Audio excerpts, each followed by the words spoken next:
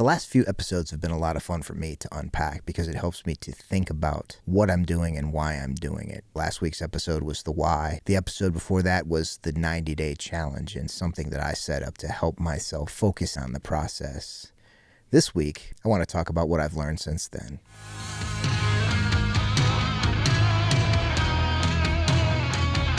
Welcome to the Chronicles of Shred. I guess if I was going to give this episode a title, I would call it The Invisible Phase. It's been a few weeks since I threw down the gauntlet on myself and said, for the next 90 days, I'm going to show up in whatever form that looks like. It's been really good, honestly. Having the mindset that I'm going to go in the room and do what I got to do helped build momentum. As the momentum builds, it helps me refine the process. In every facet of what I'm doing, I've been able to make pretty good improvement just by showing up and critiquing what I'm doing. They say this is the hardest part.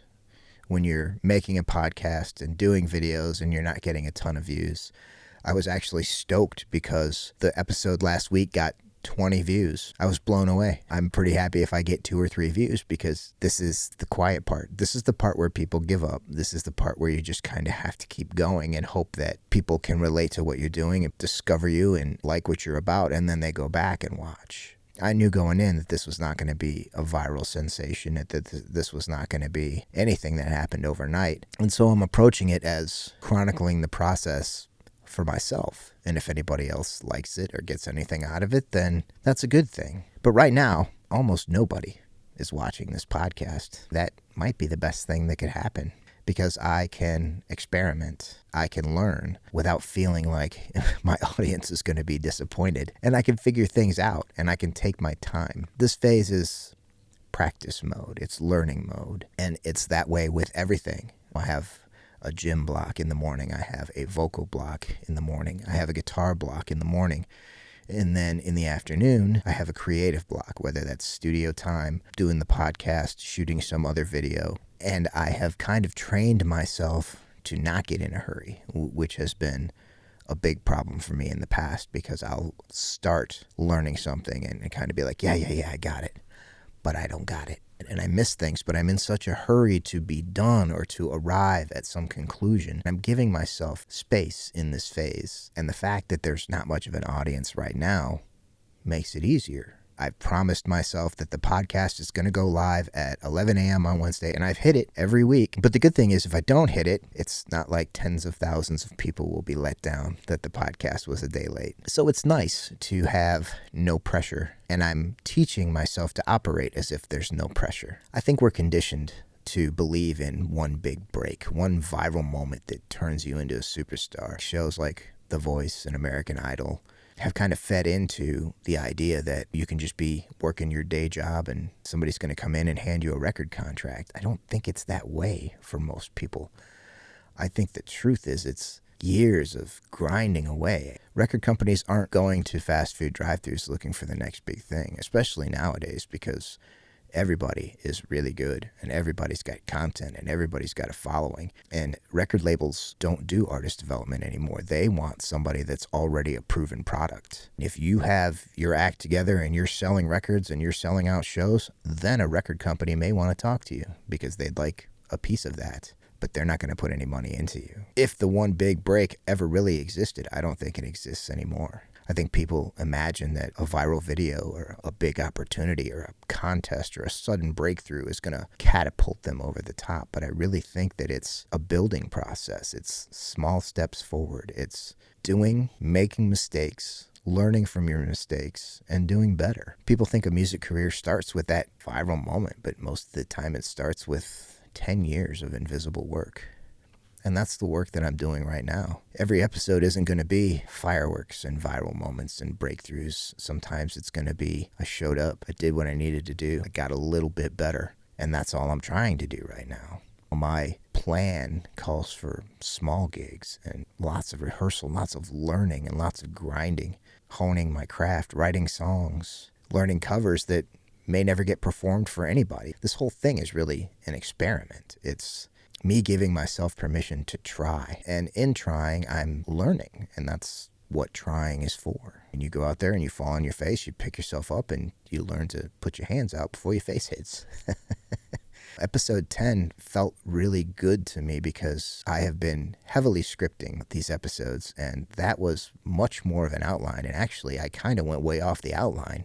It felt more real. And I guess there's a point where you start to feel like you're performing. I do that even when I'm in here by myself working on songs. There's kind of a counterintuitive thing that happens, at least for me. When I try to do something good, I get a little choky. I get too focused on, was that good? And I do much better with everything when I get into a flow state. I got into a flow and I went with it, and it came out pretty good, in my opinion. Day one, it got more views than anything I've done so far. It's the same with singing. If I focus on the mechanics and get into a good space, I can perform much better than if I'm trying to sing fancy. If I just sing openly, if I just get into a state where I'm expressing myself with the guitar, with my voice, with the podcast, it just comes naturally, and that is much more authentic. It just feels better. It feels like I'm expressing myself instead of doing something right. And I don't mean we don't want to do things well. I just mean there's a difference between trying to force something to be good and just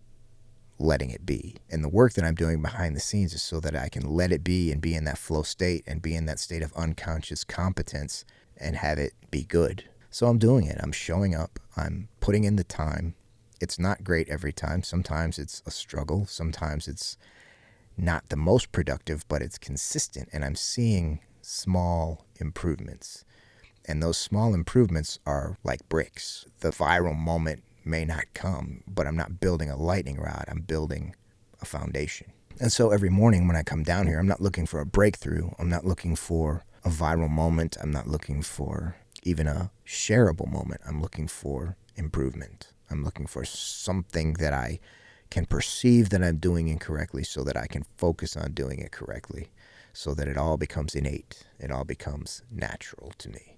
The other day I was editing a reel and I noticed that things that used to take me a long time, I'm doing them quickly with keyboard shortcuts and fancy commands, and it struck me that I've come a long way in that. I feel like my content is improving. I feel like my voice is improving. I feel like my guitar playing is improving. I started doing a Guitar of the Week series. I love it. I recorded the music for it. I recorded the visuals for it. It's not the most amazing thing that ever happened, but it's the coolest thing I've done so far, and sometimes I'll just watch it because I like it. And it feels good to look at it and say, I made that 2 months ago. I was trying to figure out how to get the program to open. You can see the guitars hanging behind me. Those are on a string swing system, which they sent me and asked me to review.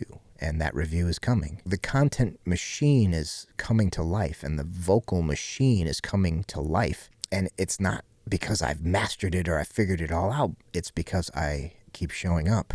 And I keep learning from what I'm doing wrong, and I'm getting better. And so as my voice improves and as my guitar playing improves, I've started dipping a toe into the local music scene. Not anything big.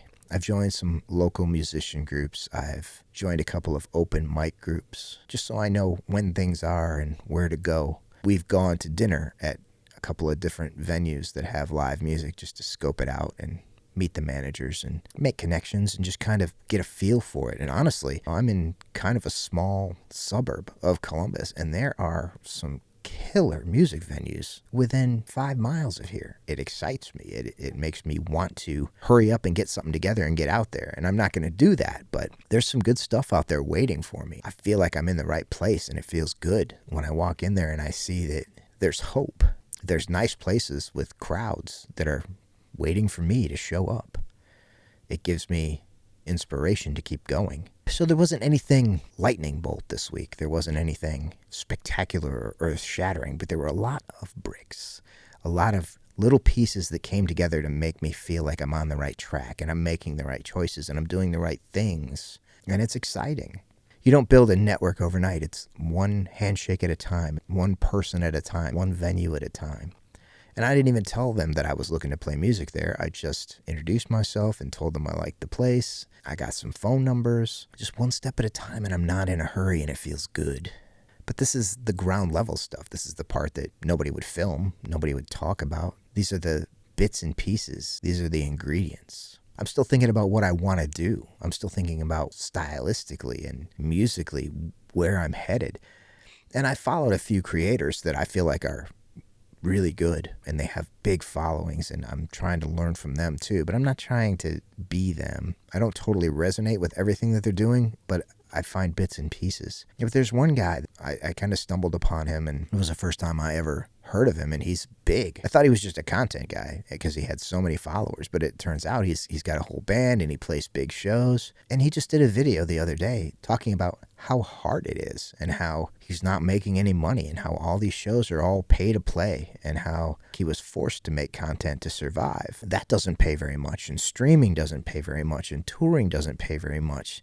And so he has to come on and make a video and ask people for donations and ask people to buy merch and ask people to buy his music instead of stream it. That was eye-opening for me because as someone who is moving in that direction and hoping to make a living at this, to see somebody who I would have assumed was making a good living at it have to get on and say, please help me because this isn't paying the bills and I can't keep doing this if you don't help me. And it was a little bit aggressive. He was saying things like, people keep saying, when are you coming to my town? And he said, honestly, I'm not.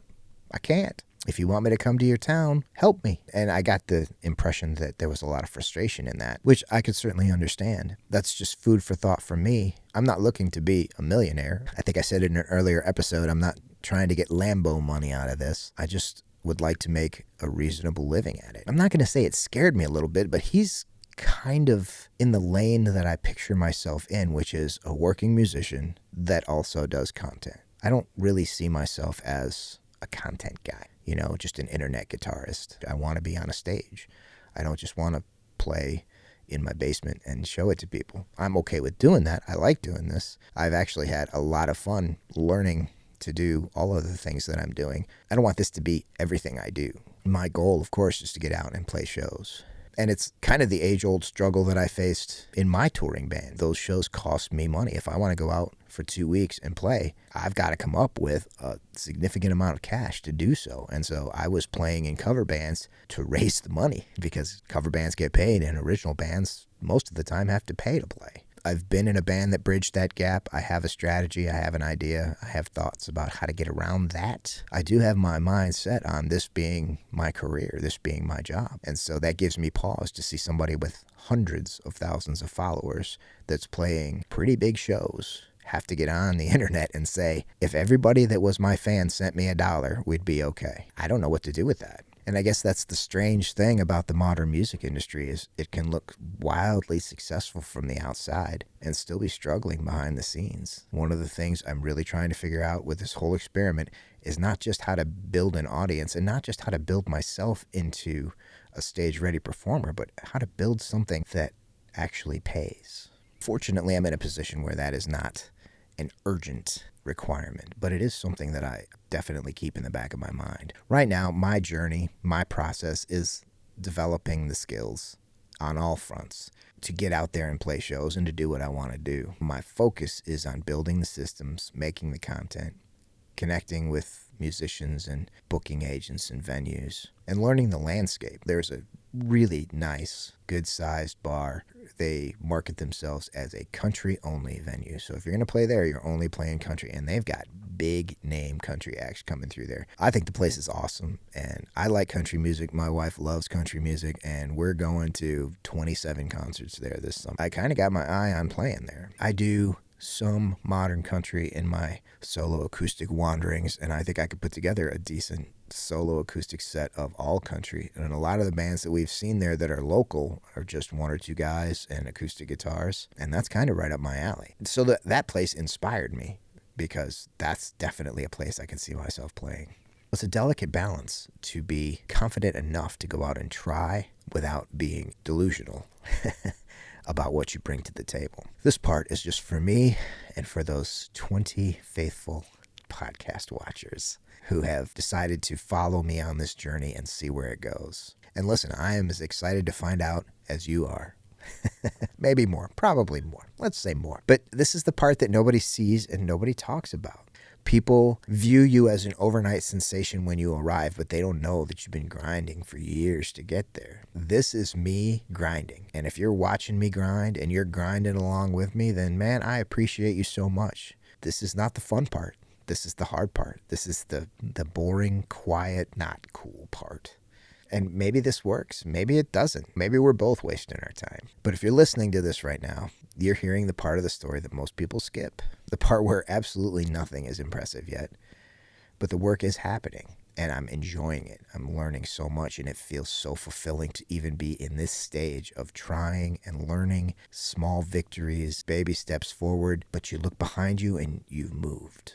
You moved the needle. You rolled that rock part of the way up the hill. It's a good feeling. So I'm still building, and I'm still here, and I appreciate you taking this journey with me. This is the Chronicles of Shred.